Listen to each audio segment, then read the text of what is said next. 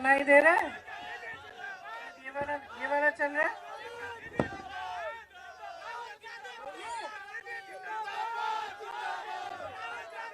पहले बताओ सुनाई दे रहा है? एक ही रखूं? यही रख लेते हैं, ठीक है। इसको नीचे कर, वो चल नहीं है।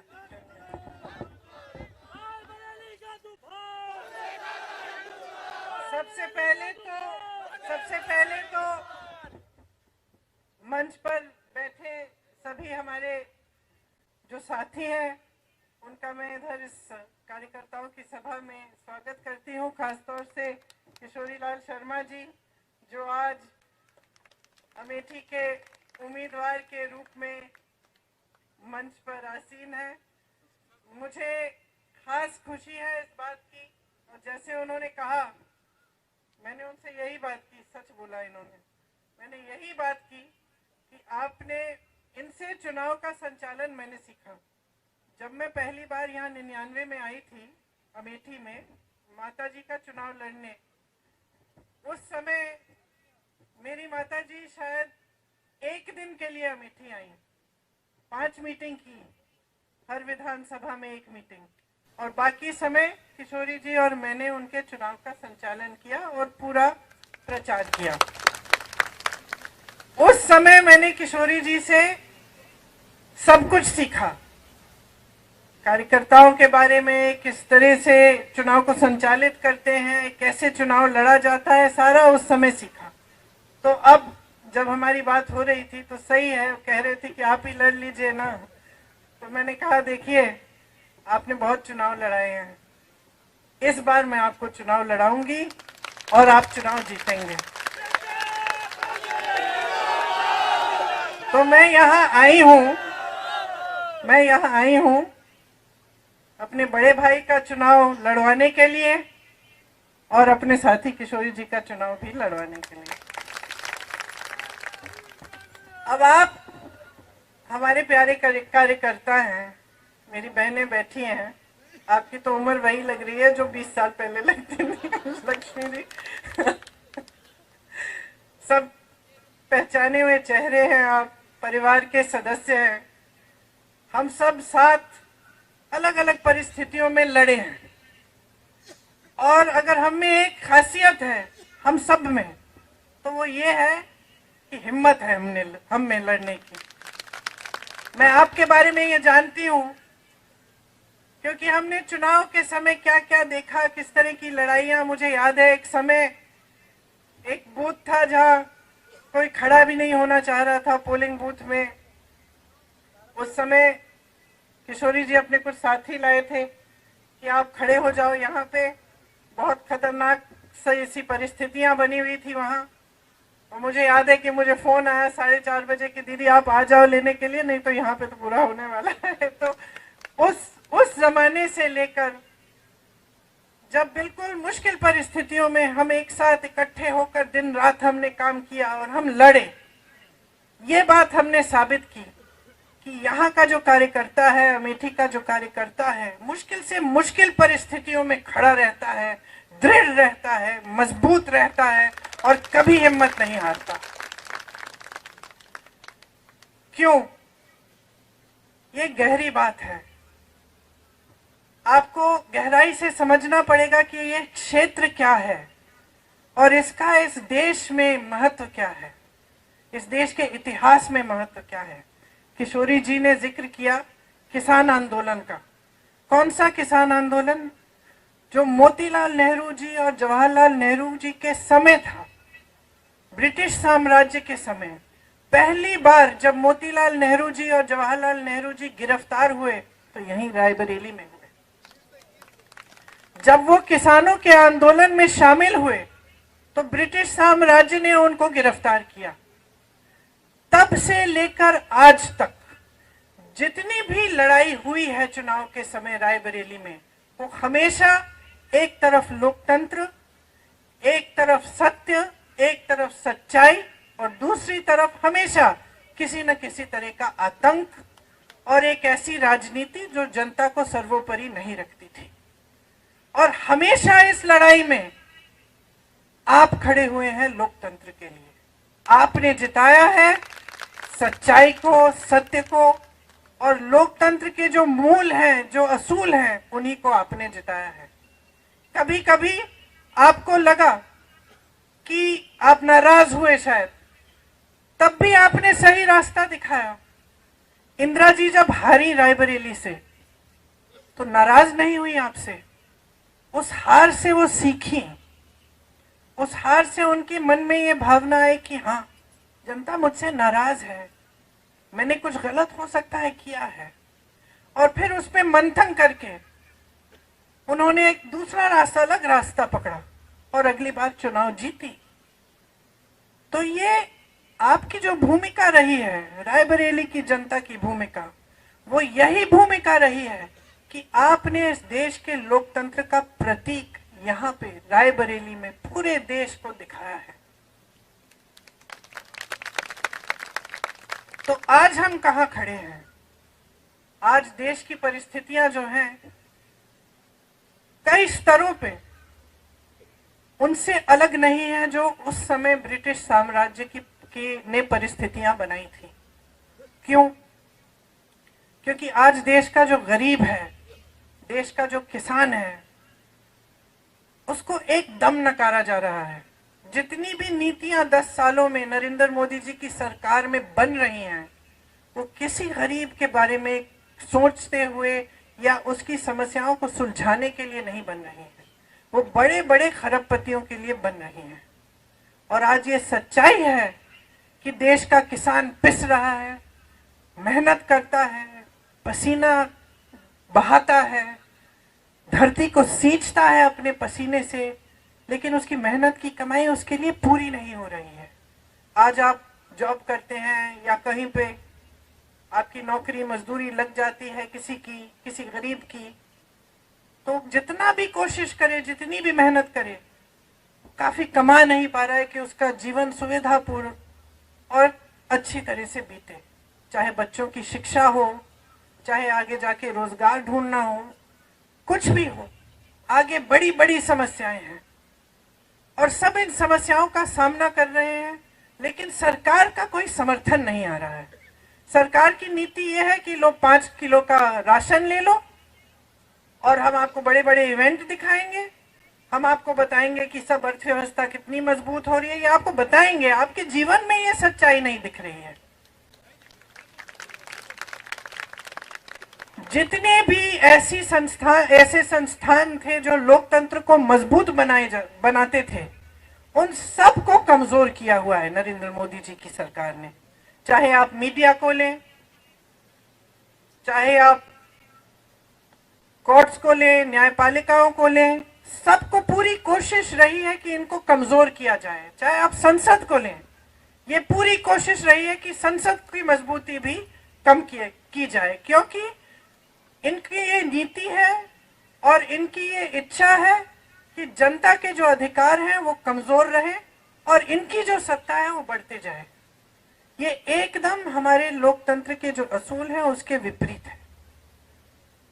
आज देश में जो हो रहा है उसको समझना बहुत जरूरी है। मैं जानती हूँ आप बहुत सक्षम कार्यकर्ता हैं कांग्रेस के, पूरी तरह से आप जानकार हैं, आप समझते हैं कि देश में क्या क्या हो रहा है। राजनीतिक तौर पे भी, सामाजिक तौर पे भी आप देख रहे हैं कि नफरत फैलाई जा रही है, आतंक भी फैलाया जाता है इनके उम्मीदवारों से। आप यहाँ रायबरेली में आपने खुद देखा है कि चुनाव आता है तो डर भय फैलाया जाता है, और चुनाव के समय भी, अगर चुनाव के समय नहीं तो बाकी समय के लिए भी ये परिस्थितियां रहती हैं आपकी कि आपको दबाने की कोशिश होती है, आपका शोषण किया जाता है।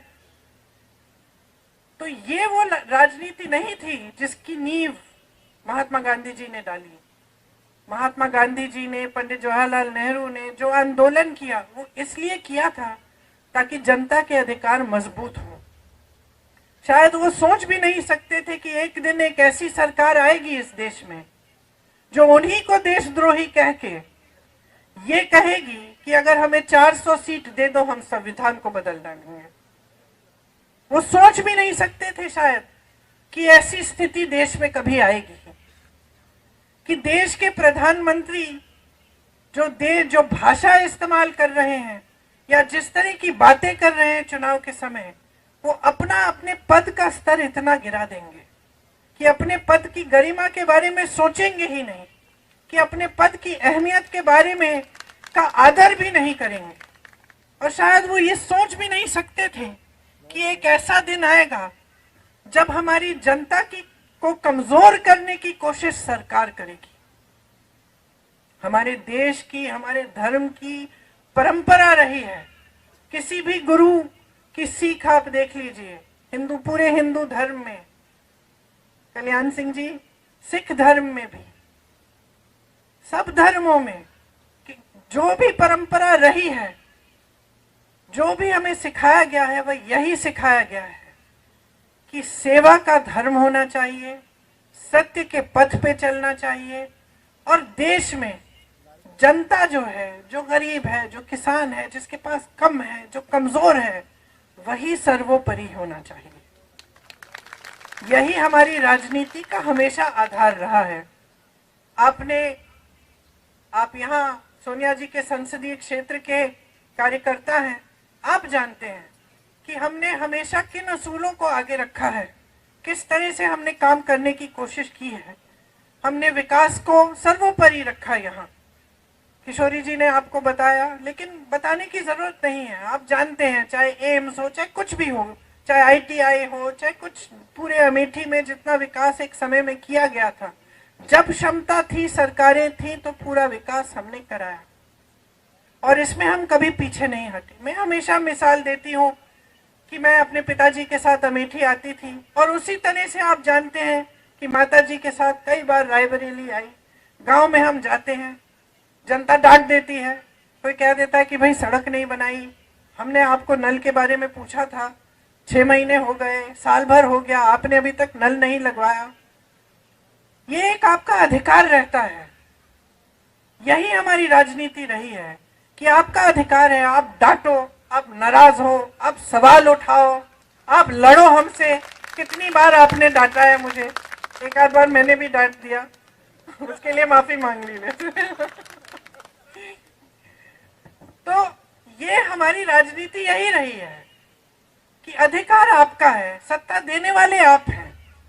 आज अगर हम अकेले चुनाव लड़ने जाएं, आपके बिना, आपकी मदद के बिना, तो वो नतीजा नहीं आएगा जो तब आता है जब आप सब लगते हैं, आप सब दिल से काम करते हैं, और हमारे साथ जनता जुड़ती है। और यहाँ की जनता हमेशा जागरूक रही है। ये मुझे याद है सोनिया जी के पहले चुनाव से, जब मैं उन लोगों को बूथ में गई लेने के लिए, उस चुनाव से मुझे याद है कि यहाँ की जनता जागरूक रहती है, समझदार है। आप जानते हैं कि काम करने वाला कौन है, आतंक फैलाने वाला कौन है। आप जानते हैं कि हमारी सुनवाई कहाँ होगी और हमें धमकाया कहाँ जाएगा। ये आपको अच्छी तरह से ये सारी चीजें अपने क्षेत्र के बारे में मालूम है। और यहाँ की खूबी ये है कि सिर्फ अपने क्षेत्र तक सीमित नहीं, आप पूरे देश की राजनीति को अच्छी तरह समझते हैं। तो ज्यादा समझाना नहीं चाहती मैं जानती हूँ आपको ये सब जानकारी है, लेकिन देखिए आज देश में परिस्थितियां ठीक नहीं है। आज जनता की मांग है, महंगाई कम करो, रोजगार दिलवाओ, हमारा भविष्य मजबूत करो। और सरकार की बातें हैं कि हिंदुस्तान में चुनाव हो रहा है, पाकिस्तान की बात कर रहे हैं। लोगों को ये कहने की कोशिश करेंगे कि कर रहे हैं कि कांग्रेस पार्टी आपके भैंस चुराएगी, आपके गहने चुराएंगे। भय फैलाने वाली बात, जिसको आप अच्छी तरह समझते हैं, क्योंकि आपने बार बार अपने क्षेत्र में ये देखा है कि किस तरह से गांव गांव में जाके झूठ फैलाए जाते हैं, भय फैलाया जाता है, और ये कोशिश होती है कि जज्बातों के आधार पर, भय के आधार पर जनता वोट दे दे। और यही जो सिलसिला है, इसने हमारे लोकतंत्र को कमजोर किया है। आज अगर ये लोग चुनाव के मंच पर आकर पाकिस्तान की बात,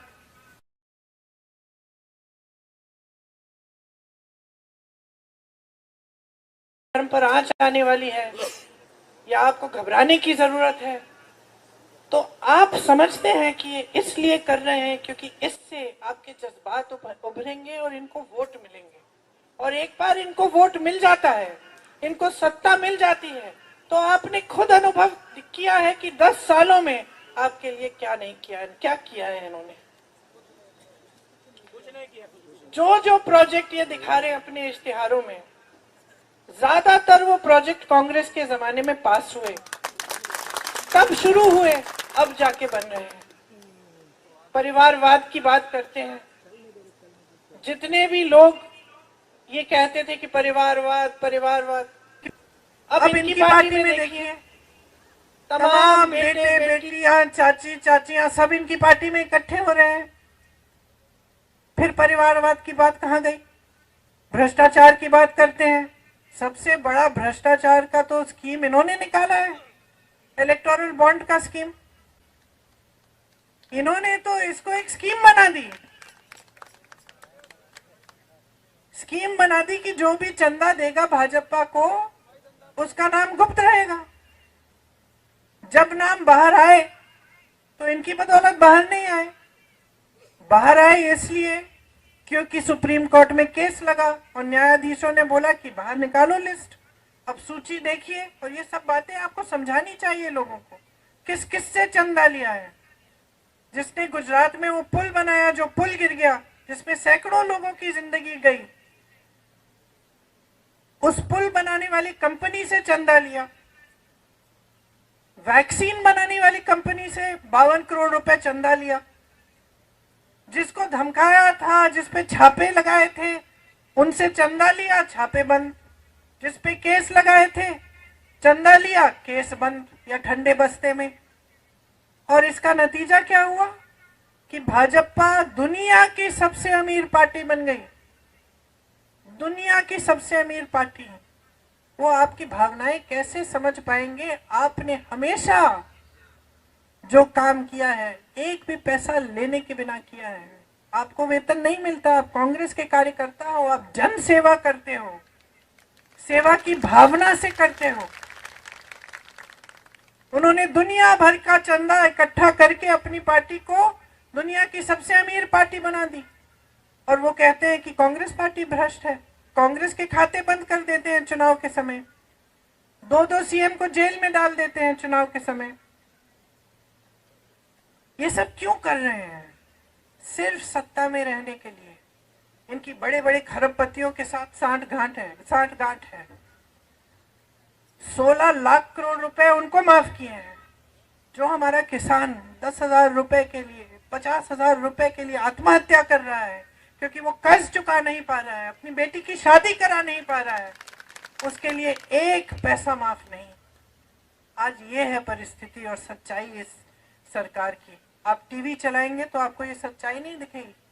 आप टीवी चलाएंगे तो आपको सब सुनहरा दिखेगा। आपको दिखेगा कि देश आगे बढ़ रहा है, G20 हो रहा है, राष्ट्रपति और प्रधानमंत्री अलग अलग दुनिया के अलग अलग देशों की प्रशंसा कर रहे हैं। आपको बताया जाता है कि मोदी जी इतने बड़े नेता बन गए हैं कि वो चुटकी भर में युद्ध रोक सकते हैं पूरी दुनिया में। बहुत बढ़िया, रोकिए, फिर युद्ध रोकिए, लेकिन उसके साथ साथ एक आध रोजगार भी तो दिलवा दीजिए देश में। इतनी सत्ता है, इतने बड़े नेता हो, 10 साल से तुम्हारी सरकार है, जो किया है उसके बारे में तो बताइए जनता को। लेकिन जनता का इस कदर निरादर हो रहा है आज हमारे देश में कि नेता समझ गए हैं कि उनको जनता को कोई के प्रति कोई जवाबदेही नहीं है, उनकी जवाब देने की जरूरत ही नहीं है। एक बात मेरे मन में बैठ गई, जब मैं यहाँ 22 में चुनाव के लिए काम कर रही थी, बघेल जी आए थे और मैंने कहा था उनके लिए हमने आयोजित किया था एक प्रोग्राम जिसमें वो बिजनेस के लोगों से वो उनकी बातचीत हो रही थी। तो उसके बाद जब बघेल जी आए और मैंने पूछा कि भाई कि कैसा रहा प्रोग्राम, तो बताने लग गए कि दीदी यहाँ एक बड़ी अजीब परिस्थिति है। मैंने कहा क्या? कहते सवाल नहीं पूछते, ज्यादा थोड़े डरे हुए हैं लोग। तो मैंने कहा आपको क्या लगता है क्यों? तो कहते हैं दबाव रहता होगा, सरकार का दबाव रहता होगा। फिर उन्होंने एक बात कही, कहा है कि दीदी हमारे छत्तीसगढ़ में तो एकदम अलग है। मैंने कहा क्यों? कहते देखिए, हमारा जब ध्यान काम पे रहता है ना, तो जनता हमको कुछ भी पूछ सकती है। हमें मालूम है कि हमें काम के आधार पर वोट लेना है, तो हमारी जवाबदेही जनता के प्रति रहती है। यहाँ पे क्या परिस्थिति है, उत्तर प्रदेश की बात कर रहे थे कि वोट लेने के समय नेता जानता है कि धर्म की बात करेगा उसको वोट मिल जाएगा, तो एक तरह से उसने अपनी जवाबदेही खत्म कर दी है, क्योंकि अब वो जान गया है कि चुनाव के समय मैं जज्बातों की बात कर दूंगा, मैं धर्म की बात उठा दूंगा, वोट तो मुझे मिलने ही मिलने हैं, तो फिर मैं काम क्यों करूं? तो ये भावना जब किसी ऐसे व्यक्ति के दिल में आ जाती है जिसके पास इतनी सारी सत्ता है कि भाई मुझे काम करने की जरूरत ही नहीं है, बगैर काम किए धर्म की बात करके या बड़े बड़े सपने दिखा के या बड़े बड़े झूठे वादे करके ही मुझे वोट मिल जाएंगे, तो वो काम करना बंद कर देता है जो सही काम है। और उसका ध्यान कहाँ जाता है? अपनी सत्ता के प्रति, किस तरह से अपनी पार्टी के लिए धन इकट्ठा किया जाए, किस तरह अपने खरबपति मित्रों को मजबूत बनाया जाए। और साठ गांठ की बारे में मैंने क्यों बात की? क्योंकि आज देश की पूरी मीडिया बड़े बड़े खरबपतियों की है। जो पैसे, जो धन भाजपा ने इकट्ठे किए हैं, किसके पैसे हैं? कहां से आया है वो धन? जो 16 लाख करोड़ रुपए माफ किए गए हैं इन खरबपतियों को, वो किसका धन है? देश का धन है। मोदी जी का धन नहीं है, वो देश का धन है, वो आपकी संपत्ति है। तो ये सारी बातें आज हमें समझनी पड़ेंगी, क्योंकि अगर हम इन बातों को ठीक से नहीं समझेंगे तो हम बाकी लोगों को कैसे समझाएंगे कि कितनी भीषण परिस्थितियां हैं आज देश में, और हमारा पूरा जो लोकतंत्र है वो खतरे में है। हम बार बार बोलते हैं मंच पे, लोकतंत्र खतरे में है, लोकतंत्र खतरे में है। इसका मतलब क्या है? जो गांव में रहता है, जो किसान है, जो गरीब है, उससे क्या मतलब है इस लोकतंत्र का? ये समझाना जरूरी है कि इस लोकतंत्र ने अधिकार दिया है आपको, वोट का अधिकार, जो सबसे बड़ा औजार है जिससे आप अपने जीवन में बदलाव ला सकते हैं या फिर आप अपने भविष्य को अंधकार में भी ढकेल सकते हैं। ये समझाना जरूरी है। ये समझाना जरूरी है कि अगर संविधान बदलेगा, इसका मतलब क्या है? क्या आपका वोट कल को आपको नहीं मिलेगा? क्या आरक्षण कम हो जाएंगे? क्या जो आपके अधिकार हैं, जैसे कांग्रेस ने आपको भोजन का अधिकार दिया, जनता को शिक्षा का अधिकार दिया, इनका क्या होगा अगर संविधान बदलेगा? ये सब बातें समझानी बहुत जरूरी है। बाकी शायद 329 घंटे हैं अभी से लेकर चुनाव तक। 2-4 घंटे हर रोज सोने के लिए रख लीजिए, बाकी सब मेरे हैं। दौड़ाऊंगी, काम कराऊंगी, डांटूंगी, कंधे से कंधा लगाकर आपके साथ लड़ूंगी। और अगर एक सेना है इस पूरे देश में जो लड़ना जानती है, तो ये सेना है।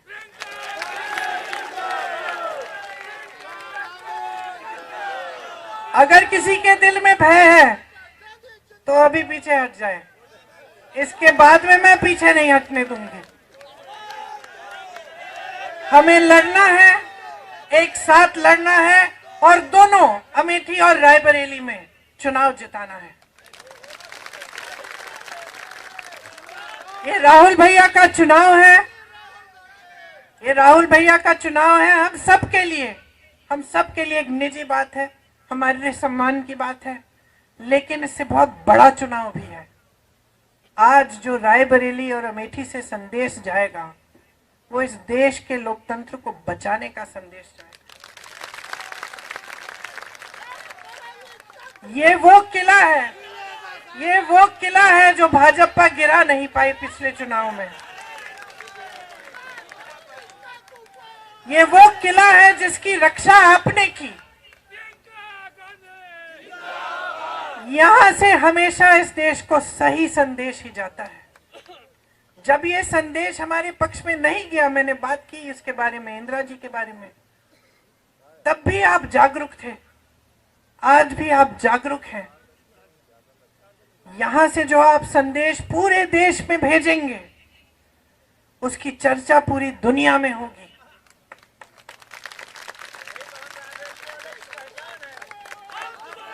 तो आपकी लड़ाई आज सिर्फ राहुल गांधी जी के लिए नहीं है। आपकी लड़ाई सिर्फ हमारे लिए, अपने लिए नहीं है। आपकी लड़ाई अपने गांव के हर एक व्यक्ति के लिए है, अपने शहरों के लिए है, अपने प्रदेश के लिए है और अपने देश के लिए है। इस मिट्टी के लिए है जिसके लिए बड़े बड़े नेता शहीद हुए। आज परिस्थितियां ये है कि इंदिरा गांधी जैसी शहीद महान महिला को ये लोग देशद्रोही कह रहे हैं। यहां आपके साथ कंधे से कंधा लड़ा के लड़ी, हमेशा सही पथ पर, सत्य के पथ पर चली। महान संघर्ष हुए उनके जीवन में, आपने साथ दिया। जब आपको टोकना था, आपने टोक भी दिया, साथ नहीं छोड़ा। ना उन्होंने आपका साथ छोड़ा, ना आपने उनका साथ छोड़ा। मैं तो नहीं छोड़ने वाली साहब।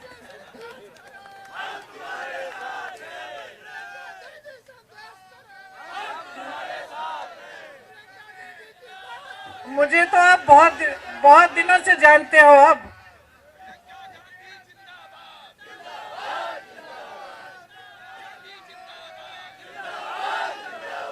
ये वो मिट्टी है इस देश की, जिसमें मेरा परिवार का खून मिला हुआ है, जिसके लिए हम आज लड़ रहे हैं, जिसके लिए आपके पूर्वजों ने जान दी है, आपके पूर्वजों ने पसीना और खून बहाया है। ये वो मिट्टी है, ये इस देश की सबसे पवित्र मिट्टी है हमारे लिए। इसके लिए हम लड़ रहे हैं। हम इस देश के जन जन के स्वाभिमान के लिए लड़ रहे हैं। हम इस देश के जन जन के अधिकारों के लिए लड़ रहे हैं। हम लड़ रहे हैं उस सब चीजों के लिए जिसके लिए हमारे पूर्वज लड़े थे। आज ये देश की परिस्थिति है, ये आपको गहराई से समझना पड़ेगा। और ये जो लड़ाई जो है, आपको एकदम सीना तान के मजबूती से लड़नी पड़ेगी। तैयार हो?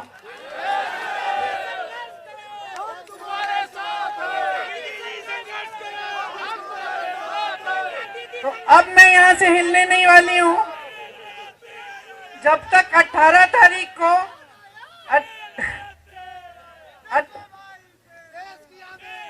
मैं शेरनी हूं, शेरनी।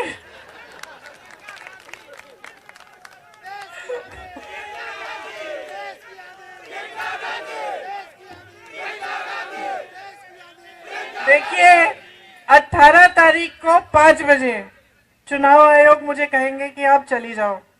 तब तक मैं यहाँ से हिलने नहीं वाली हूँ। हम दिन रात काम करेंगे। हम पूरे दिन भ्रमण करेंगे पूरे संसदीय क्षेत्र के और अमेठी के। रात को हम पूरी आपके कार्यकर्ताओं की मीटिंग रखेंगे। जो भी समस्याएं हैं, जो भी आपकी ज़रूरतें हैं, किस तरह से क्या करना है, आप आके मुझे बताइए। दरवाजे खुले हैं। पूरी दिन, पूरी रात मैं आपके लिए समर्पित हूं और मैं जानती हूं कि आप सब इस देश के लिए समर्पित हैं। धन्यवाद, धन्यवाद। एक बार जोर से राहुल गांधी, राहुल गांधी, राहुल गांधी, जय हिंद। शहर कांग्रेस अध्यक्ष से कहूं